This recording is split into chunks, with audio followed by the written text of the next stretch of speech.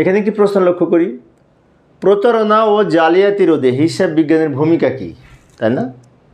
তো প্রতারণা ও জালিয়াতি রোধে হিসাব বিজ্ঞানের ভূমিকা এভাবে লিখতে পারি, ব্যবসায় প্রতিষ্ঠানের প্রতারণা ও জালিয়াতি রোধে হিসাব বিজ্ঞানের ভূমিকা অপরিসীম এবং যথাযথ হিসাব সংরক্ষণের মাধ্যমে প্রতারণা ও জালিয়াতি রোধের পাশাপাশি নিয়ন্ত্রণ করা সম্ভব হয়।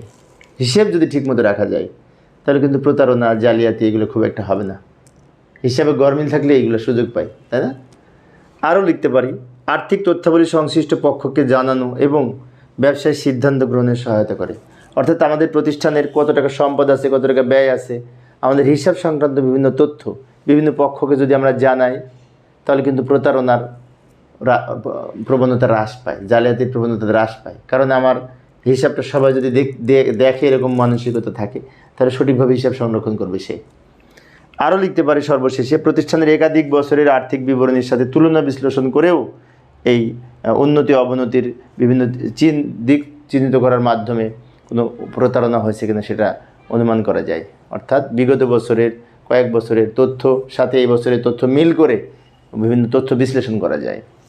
তা আমি মূলত সারমর্ম আলোচনা করেছি, এর পাশাপাশি তোমরা আরও লিখতে পারো, এইটুকু লিখলেও হবে, সমস্যা নেই।